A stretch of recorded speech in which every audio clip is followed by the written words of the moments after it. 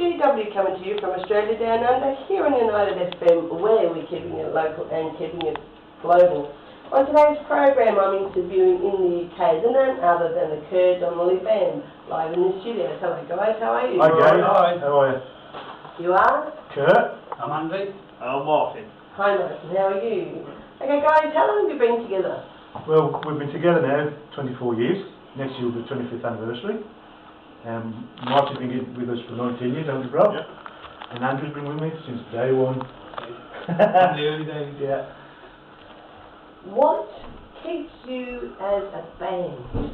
Friendship is the biggest thing, because we're brothers.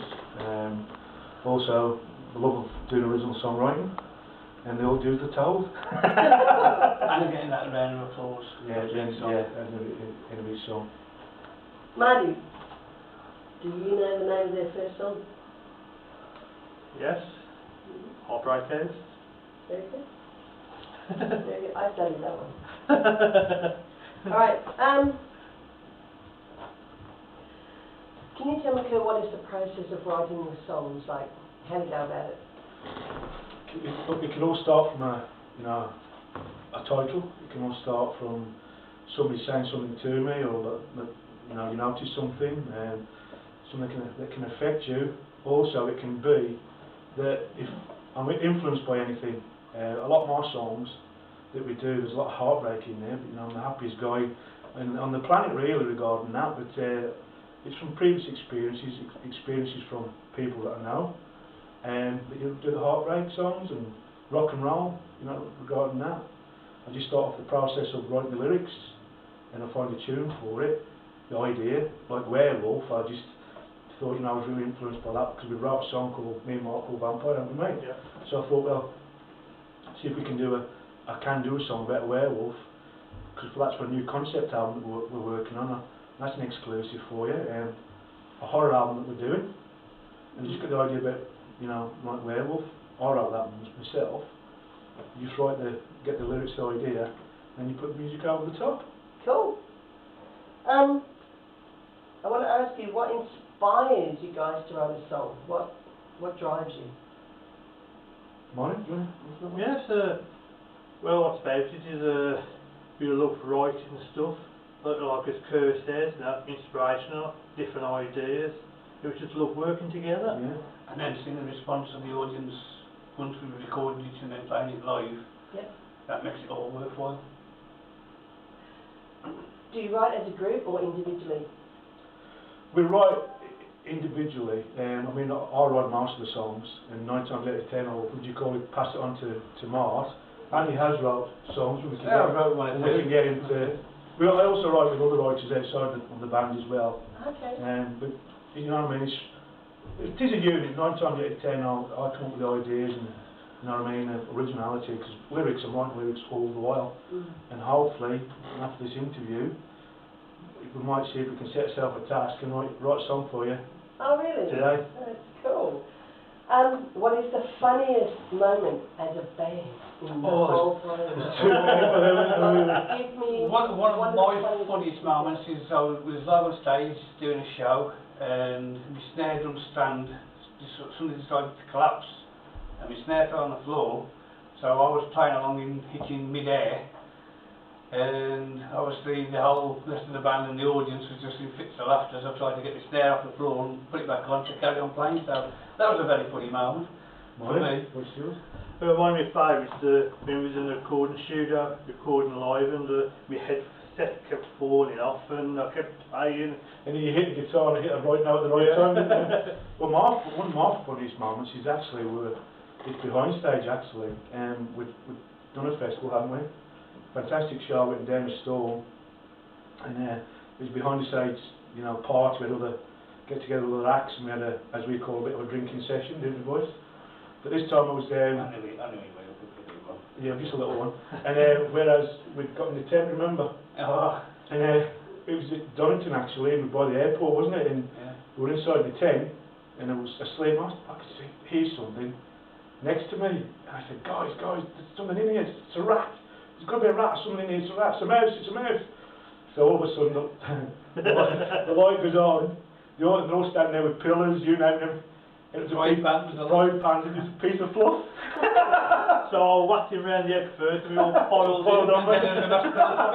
in. We've got others as well, but you know, it's a long story though. What would be your most disastrous? Disastrous? Oh. Yeah. Oh, we went to this one place, we had a booking, and we turned up, and I says, where's the rest of you? It was for because it was through an agent we had then, and it was to do with, wasn't it?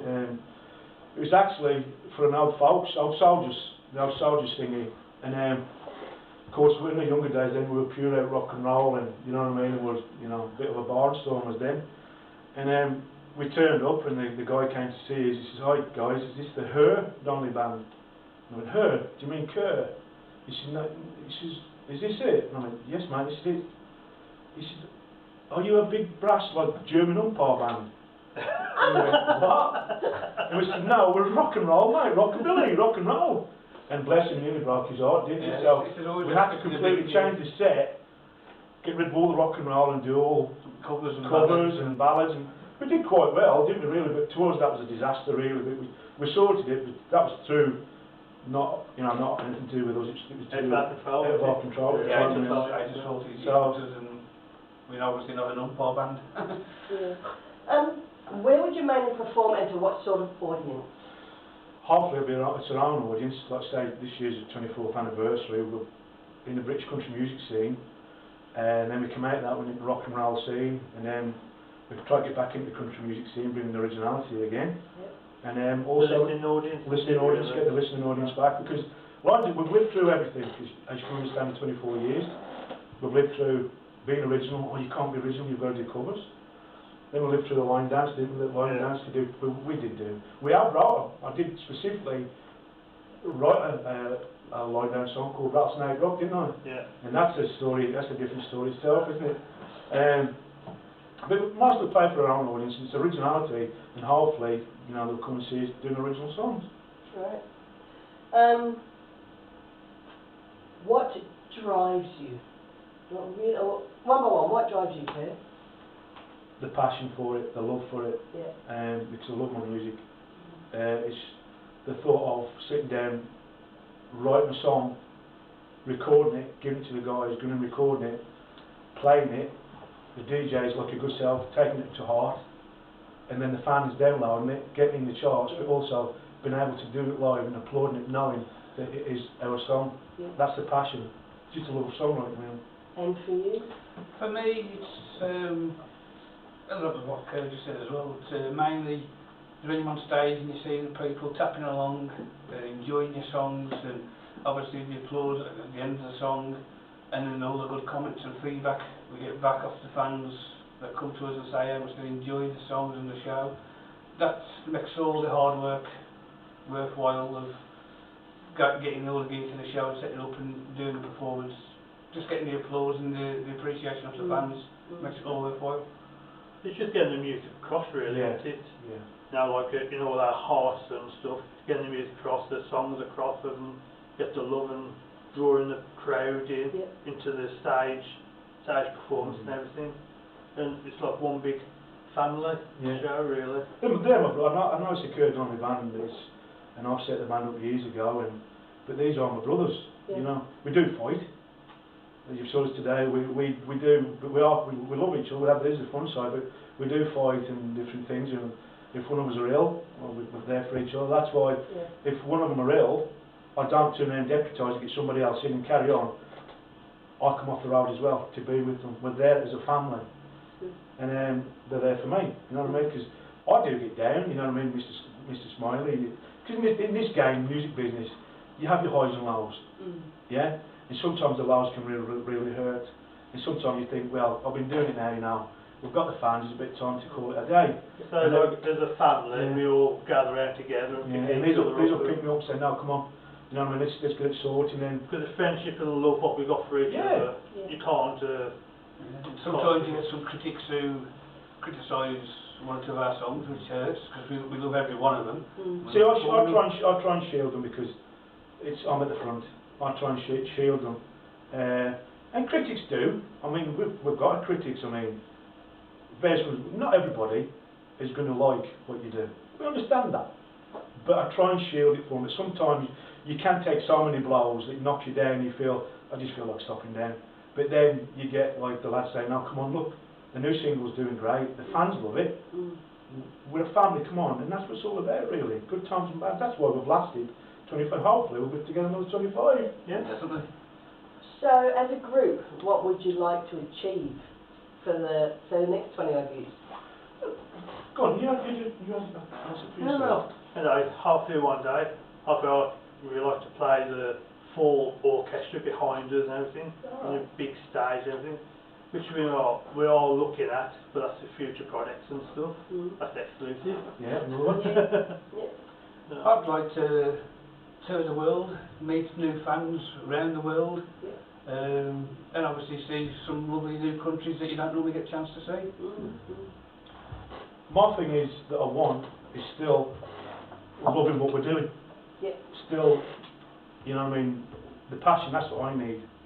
To turn around every time I pick the guitar up to say, yeah, is it worthwhile? Because once you lose that... Yeah, that's the thing, Steve.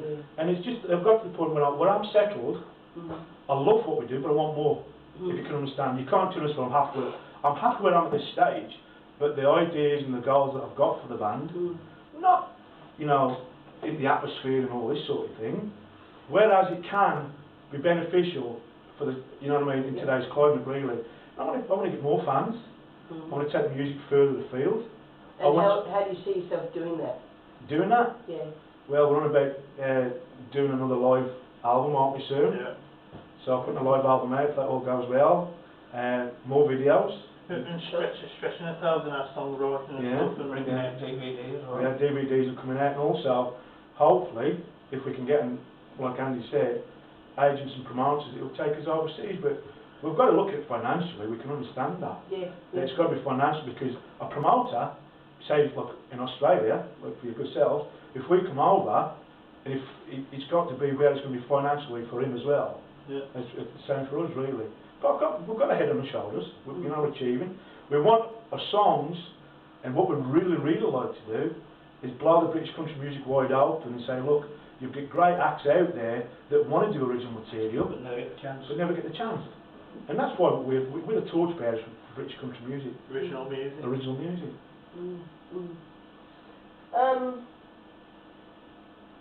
Can you tell me what is your biggest achievement? Oh yeah, you can't. There's so many. You can't really won awards and you can't really think of that. My biggest achievement, if you want to really do that, if I'm going to be honest, is if we reach next year the 25th anniversary. Because we've had friends in the scene, top stars, that have they've been knocked back that many times. They've conformed, as we call it, isn't it, Mark? And they've had the dreams knocked out of them. And eventually they've folded and split up. We always say, Gay, that how I look at it, we're fish swimming upstream. We're not swimming with the flow. And we know there's big grizzly bears out there ready to chew us up. But that's what we want to do. And if next year we can say to ourselves, we've achieved 25 years in what we do. We're not global stars. That's a landmark, being original for 25 years. We're not global stars, we understand that. But that is coming together with YouTube and the new videos. We're getting fans now with that shop window from all over the world. Argentina, all over the world. Brazil, Japan, Australia, We've got some great fans in Australia.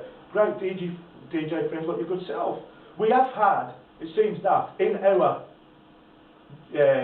scene, we've had number ones in Australia. I don't know, do you know of Eisen Radio? Have you heard that? We've been number one on that country music chart. We know Sean Eisen quite well. We've been number one on there, number 4, number 7. He's still playing. He plays 24 of our tracks each week. And he's been playing those same tracks for 5 years or more. And we send him the new material. But it's still, as you can understand, Kerr who? And that's the thing, we want to get the name out. And that's what I've been finding over here, even in England. Oh, I'm going to interview the Kerr Donnelly band. Have you heard of them? No. See, who are they? And that's the sort of thing, like I say, if you ask people at the country music scene, you know what I mean, that's what they would say, you know what I mean. I mean, if you turn around and said somebody in the rock scene, Kerr, they wouldn't have a clue who we were. So you need to look at the scene that we do, country, rock and roll, originality. Years ago, when the British country music